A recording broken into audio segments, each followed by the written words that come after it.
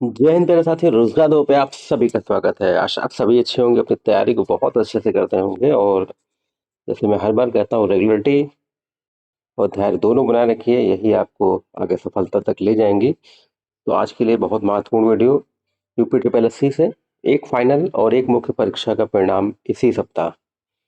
जी हाँ, एक फाइनल और एक मुख्य परीक्षा जो आपकी हुई है उसका परिणाम इसी सप्ताह आ सकता है। और होम्योपैथिक फार्मासिस्ट डीवी के बाद किस परीक्षा का डीवी आपके लिए अगले माह हो सकता है, और लेखपाल भर्ती के पाठ्यक्रम में क्या बदलाव संभव होगा, या आपकी परीक्षा कब होगी। तो ये सारी चीजें आपके लिए बहुत इंपॉर्टेंट है, हम लोग एक एक चीज में डिस्कस करते हैं। सबसे पहले बात करते हैं हम लोग एक फाइनल रिजल्ट। जो आपका एक फाइनल और एक मुख्य परीक्षा का परिणाम इसी सप्ताह जारी हो सकता है, तो वो आपका कौन सा आपका है। तो अगर हम लोग बात करते हैं तो आपका डेंटल हाइजीनिस्ट का फाइनल परिणाम आपका जारी हो सकता है इसी माह। इसी माह का मतलब देखिए, आज संडे है, कल से आपका किसी भी दिन डेंटल हाइजीनिस्ट का आपका फाइनल रिजल्ट। और जूनियर एनालिस्ट आपका मेडिसिन की मुख्य परीक्षा का आपका परिणाम इसी सप्ताह जारी होने की पूरी पूरी उम्मीद है।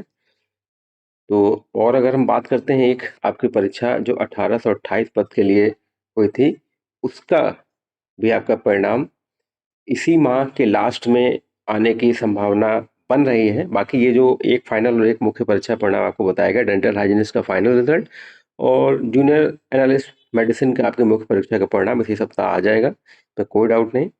अब हम लोग दूसरे पॉइंट की तरफ पढ़ते हैं। होम्योपैथिक फार्मासिस्ट डीवी के बाद इस परीक्षा का डीवी, किस परीक्षा का डीवी आपका हो सकता है। तो हम लोग बात करते हैं कि आपका जो होम्योपैथिक फार्मासिस्ट का डीवी के बाद आपका जूनियर एनालिस्ट मेडिसिन, मतलब जो आपका ये मुख्य परीक्षा का आपका परिणाम आएगा, उसका डीवी आपका अक्टूबर में बिल्कुल लगेगा। जैसे ही इसका परिणाम आएगा, उसके ये मान के चलिए कि हफ्ते और 10 दिन के अंदर आपका डीवी का शेड्यूल जारी हो जाएगा। तो अक्टूबर, ये मान के चलिए कि 10 के आसपास आपका डीवी से पूरी पूरी इसमें उम्मीद है आपके लिए। तो ये बहुत बड़ी अपडेट्स आपके लिए हैं, और ऐसी अपडेट्स के लिए रोजगार बाबू के साथ जुड़े भी रहिए आप। तीसरा पॉइंट है, लेखपाल भर्ती के पाठ्यक्रम में क्या बदलाव संभव होगा।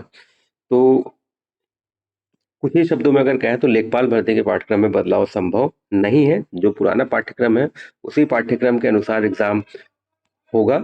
और आप भी फॉर्म तो निश्चित रूप से भरेंगे ही, तो आप भी अभी से अपनी तैयारी पाठ्यक्रम के अनुसार करना शुरू कर दीजिए। क्योंकि देखिए, फॉर्म इसके देखिए कब आएंगे, देखिए पेट 25 का रिजल्ट ही आपका मान के चलिए कि दिसंबर फर्स्ट वीक में आ पाएगा। और जैसे रिजल्ट आएगा उसके मान के चलिए 15 दिन 20 दिन बाद या दिसंबर लास्ट में लेखपाल या वीडियो किसी का भी विज्ञापन आपका जारी होगा।